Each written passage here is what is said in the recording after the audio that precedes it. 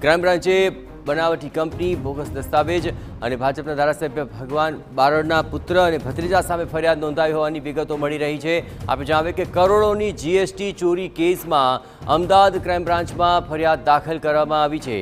અહીં વેરાવળ સ્થિત એમએલએના પરિવારની માલિકીની આર્યન એસોસિએટ્સમાં કરોડોની કરચોરીનો મામલો સામે આવ્યો છે, જ્યાં પુત્ર અજય બારડ, ભત્રીજા વિજય બારડ અને રમેશ બારડ સામે આ કાર્યવાહી કરવામાં આવી અને તપાસ દરમિયાન બોગસ દસ્તાવેજના આધારે કંપની બનાવી હોવાનો પણ ખુલાસો થઈ રહ્યો છે। કરચોરી મામલે ક્રાઇમ બ્રાન્ચે અહીં આર્યન એસોસિએટ્સમાં દરોડાની કાર્યવાહી કરી છે અને આ સમગ્ર મામલે બનાવટી કંપની અને બોગસ દસ્તાવેજો સામે આવ્યા છે। વધુ વિગતે વાત કરવા માટે જોડાઈ રહ્યા છે ટીવીના સંવાદદાતા કિંજલ। હાલ બારડ અને તેને લઈને જે તેમની પ્રોપર્ટી પર કામગીરી કરવામાં આવી છે, શું કામગીરી રહી છે ને ત્યાં સુધીમાં કોઈ મહત્વપૂર્ણ ખુલાસો?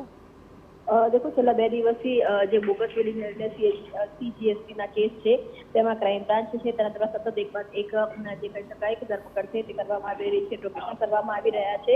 વર્તમાનમાં જે સમાચાર પ્રાપ્ત થઈ રહ્યા છે તે પ્રમાણે જે ભાજપના ધારાસભ્ય છે ભગવાનભાઈ બારડ, તેમના પુત્ર અજય બારડ સામે પણ ક્રાઇમ બ્રાન્ચમાં ફરિયાદ છે તે નોંધવામાં આવી છે। તેની સાથે જ તેમનો જે ભત્રીજો છે વિજય બારડ અને રમેશ બારડ, તેમની સામે પણ ફરિયાદ છે તે નોંધાઈ છે। કરોડોની જીએસટીની ચોરી કરવાના મુદ્દે આ જે ફરિયાદ છે તે નોંધવામાં આવી છે।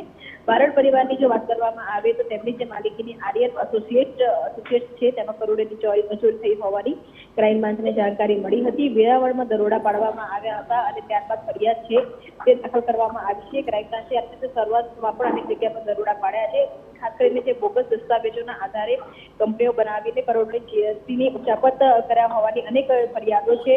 સૌથી વધારે ફરિયાદો છે તે ક્રાઇમ બ્રાન્ચને મળી છે કે જેની અંદર ક્રાઇમ બ્રાન્ચ દ્વારા અલગ અલગ કવાયત છે તે કરવામાં આવી રહી છે। તેમાં આ વખતે ભાજપના ધારાસભ્ય છે ભગવાન બારડ, તેમના પણ પુત્રની જે કંપની છે તેની સામે ફરિયાદ નોંધાઈ છે અને આગળની જે તજવીજ કાર્યવાહી છે તે હાથ ધરવામાં આવી છે।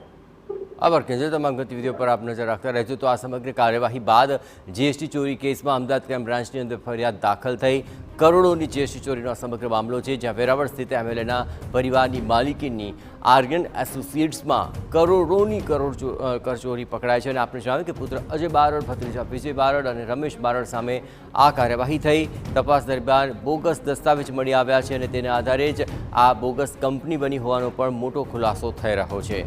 કરચોરી મામલે આ દરોડાની કાર્યવાહી કરાય તો આર્યન એસોસિએટ્સમાંથી આ મોટી ગફલત સામે આવી છે। ક્રાઇમ બ્રાન્ચે બનાવટી કંપની, બનાવટી દસ્તાવેજો, આ તમામ બાબતોને લઈને હવે કાર્યવાહી હાથ ધરી છે।